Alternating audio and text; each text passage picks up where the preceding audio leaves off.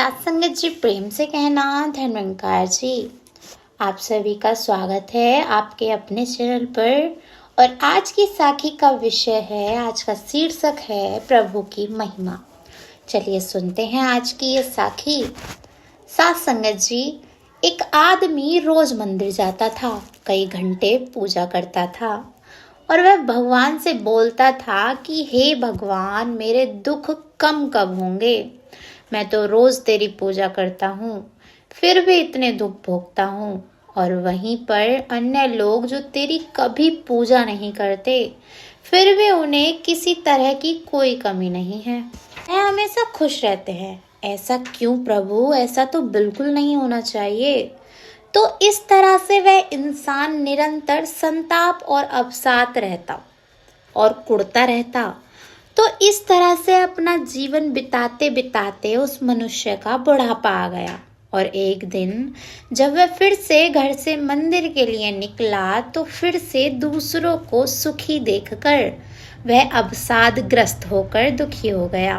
तो अब उसने ठान लिया कि आज वह पता लगाएगा कि भगवान है भी कि नहीं, क्योंकि यदि होते तो उसकी प्रार्थना वह जरूर सुनते। यह सोचते हुए वह मंदिर में आने वाले हर आदमी से घुमा फिरा कर एक ही बात पूछने लगा कि भैया, तुम्हारा कोई मनोरथ पूरा हुआ क्या अभी तक?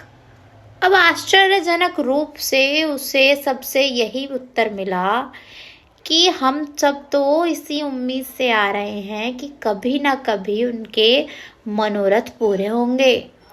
अब उस व्यक्ति को लगने लगा कि यह भगवान वगैरह झूठ है, सिर्फ मंदिर के पुजारियों द्वारा मूर्ख बनाकर पैसा कमाने का तरीका है। ऐसा विचार करके वह क्रोध में भरने लगा और अपनी पूजन सामग्री को वहीं छोड़कर मंदिर के पुजारियों से वो झगड़ा करने के लिए जाने लगा कि तभी उसको एक व्यक्ति और दिखा जो नाचते गाते मंदिर जा रहा था और उसकी आंखों से भी अश्रुधारा बह रही थी। उस व्यक्ति ने भक्ति में डूबे व्यक्ति से भी अपना प्रश्न पूछा, परंतु वह आनंद में इतना डूबा हुआ था कि वह कुछ देख नहीं पाया। वह आगे बढ़ गया।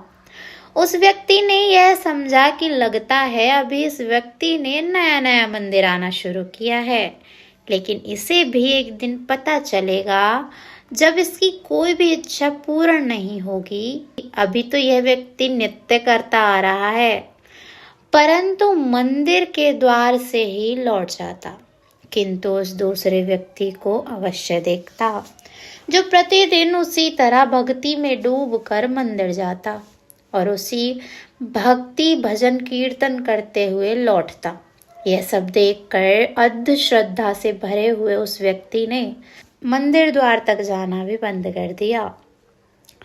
अब तो वह घर में पड़ा रहता और अपने दुखों से अधिक वह दूसरों के सुखी देख देख कर दुखी होता रहा। अब एक दिन उसे सपने में ऐसा लगा कि जैसे भगवान कह रहे हों कि कल तेरे प्रश्नों का उत्तर मिलेगा। सुबह उसे लगा कि सपने की बात भी क्या सच होती है। वह उस बात को भूल गया। अचानक दिन में उसे अपने द्वार पर भजन कीर्तन की ध्वनि सुनाई दी। उसने दरवाजा खोला तो उन्हीं संत महाराज को देखा जो नित्यानंद से भरे मंदिर जाते थे।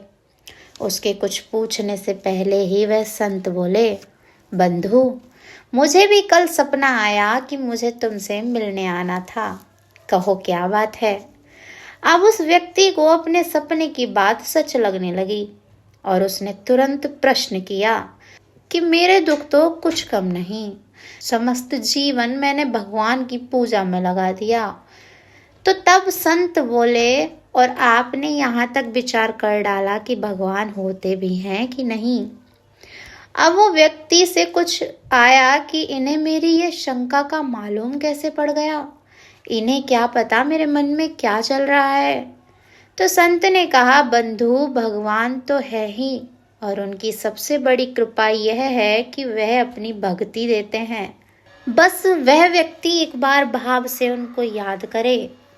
परंतु आप उस भक्ति का आनंद इसलिए नहीं उठा पा रहे क्योंकि आप सदैव संसार दुखों में ही डूबे रहे और मंदिर में जाकर भी आप अपनी समस्याओं को ही ले जाते। स्वयं को मंदिर आप कभी लेकर ही नहीं गए।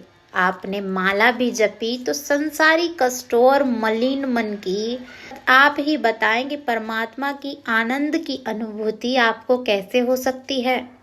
आपको कष्टों में भी सबसे बड़ा कष्ट आपको दूसरों के सुखों से मिलता रहा, जबकि स्वयं आपके जीवन में तो सांसारिक दुख इतने थे भी नहीं।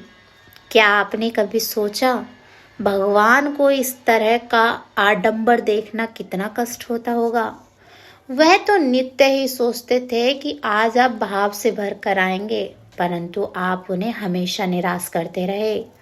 वो तत्पर रहते थे कि कभी तो आप उन्हें हृदय से पुकारें, अपने हृदय का द्वार खोलें तो वे आपके जीवन में प्रविष्ट हो जाएं। परंतु आपने तो कभी हृदय में ये माना ही नहीं कि भगवान है भी। यह उस परमेश्वर की कृपा है जो फिर भी आपकी शंकाओं का समाधान कर रहे हैं और आपके जीवन को परमानंद से युक्त कर रहे हैं। अब उस व्यक्ति का सर संत के चरणों में गिर गया और पहली बार उसके जीवन में उसे हृदय से रोना आया, यह सोच के कि भगवान कितने दयालु हैं। उसे यह बात सोच के भी दुख हुआ कि उसने इन संत के बारे में न जाने क्या क्या गलत सोच लिया था। बहुत देर तक वह संत के चरणों में पड़े रहे, फिर संत के साथ भजन कीर्तन करने लगे। अब कीर्तन करते करते मंदिर गया और उस दिन के बाद से उस व्यक्ति का पूरा जीवन बदल गया। अब वह व्यक्ति नित्य भाव से भरकर मंदिर जाने लगा। भगवान की भक्ति के आनंद की आंधी में उसके दुखों के तिनके कब उड़ गए उसे पता ही नहीं चला। अब वह घर में भी रहता तो उसको यही लगता कि वो मंदिर में है। साथ संगत जी, यह साखी हमें यह सीख देती है कि भगवान की भक्ति का आधार संसार सोच को नहीं बनाना चाहिए और भगवान के सामने छल नहीं करना चाहिए। असली भक्ति का सार यही है कि इंसान अपने दुखों में भी प्रभु की कृपा देखे, ना कि प्रभु को उलाहना दे। साथ संगत जी, प्रारंभवश उसे और दुख मिलने थे, लेकिन प्रभु कृपा से उसको दुख कम हो गए। यही सोचकर इंसान को भगवान का धन्यवाद करना चाहिए। भगवान की भक्ति का आनंद ही हमारे जीवन का सार है। सत्संग जी एक पुजारी थे। वह हमेशा भगवान की भक्ति में लीन रहते थे, सबसे मीठा बोलते थे, सबका बहुत मान सम्मान करते। अब जो जैसा देता है उसे वैसा ही मिलता है। लोग भी उन्हें बड़ी श्रद्धा भाव से देखते थे। पुजारी जी प्रतिदिन मंदिर आ जाते, दिन भर भगवान को पूजते। लोगों को विश्वास हो गया कि यदि हम अपनी समस्या पुजारी जी को बताएंगे तो यह हमारी बात भगवान तक पहुंचा देंगे। एक तांगे वाले ने भी सवारियों से पुजारी जी की भक्ति के बारे में सुना था। उसकी बड़ी इच्छा होती थी कि वह मंदिर जाए, लेकिन सुबह शाम तो काम में लगा रहता क्योंकि उसको अपना परिवार पालना था। उस इंसान को हमेशा इस बात का दुख रहता कि पेट पालने के चक्कर में वह मंदिर नहीं जा पा रहा और वह भगवान से दूर है। उसे लगा कि उसके जैसा पापी तो शायद ही इस धरती पर कोई हो। यह सोचकर उसका मन ग्लानि से भर जाता। इसी उधेड़-बुन में फंसा उसका मन और शरीर इतना सुस्त हो जाता कि कई बार वह काम भी ठीक से ना कर पाता। उसका घोड़ा बिदकने लगता, टांगे डगमगाने लगती और सवारियों की हिड़कियां भी उसे मिलती। टांगा लेके मन का बोझ तो बहुत बढ़ गया। तब वह एक दिन मंदिर गया और पुजारी से उसने बात कही कि मैं सुबह से शाम तक टांगा चलाकर परिवार का पेट पालने में लगा रहता हूँ। मुझे मंदिर आने का समय नहीं मिलता। पूजा तो दूर की बात है। पुजारी ने गाड़ीवान की आंखों में अपराध बोध और भगवान के कोप से भय का भाव पढ़ लिया। पुजारी ने कहा, इसमें दुखी होने की क्या बात है? टांगे वाला बोला, मुझे डर है कि इस कारण भगवान मुझे नरक में भेज देंगे। मैंने कभी पूजा करी ही नहीं, कर भी पाऊंगा या नहीं। क्या मैं तांगा चलाना छोड़कर पूजा शुरू कर दूं? तो पुजारी ने गाड़ीवान से पूछा, तुम गाड़ी में सुबह से शाम तक लोगों को एक गांव से दूसरे गांव तक पहुंचाते हो। क्या कभी ऐसा हुआ कि तुमने किसी बूढ़े अपाहिज बच्चे या जिनके पास पैसे ना हो उनसे बिना पैसे लिए उन्हें अपने तांगे में बिठाया हो? गाड़ी वाला बोला, बिल्कुल, मैं तो अक्सर ऐसा करता हूँ। अगर मुझे लगता है कि कोई चलने में असमर्थ है, मैं उसे अपने तांगे में बिठा लेता हूँ, पैसे भी नहीं मांगता। यह सुनकर पुजारी खुश हुए। उन्होंने तांगे वाले से बोला, तुम अपना काम न छोड़ो। तुम जो यह बूढ़े अपाहिज और रोगियों की और परेशान लोगों की सेवा करते हो, यही ईश्वर की सच्ची भक्ति है। जिसके मन में करुणा और सेवा की भावना है, उसके लिए तो संसार ही मंदिर जैसा है। मंदिर तो उन्हें आना पड़ता है जो अपने कर्मों से भगवान की प्रार्थना नहीं करते। तुम्हें मंदिर आने की जरूरत नहीं, तुम्हें तो सच्ची भक्ति मिल रही है और मुझसे ज्यादा भक्ति तो तुम कर रहे हो। सत्संग जी, ईमानदारी से परिवार के भरण पोषण के साथ ही दूसरों के प्रति दया रखने वाले लोग भगवान को सबसे ज्यादा अच्छे लगते हैं। यदि आप अपना यह काम बंद कर दोगे तो ईश्वर को अच्छा नहीं लगेगा। पूजा पाठ भजन कीर्तन यह सब मन को शांति देते हैं। मंदिर में हम स्वयं को भगवान के आगे समर्पित करते हैं। संसार के जीव ईश्वर की संतान है और उनकी सेवा करना ईश्वर की सेवा करना ही है।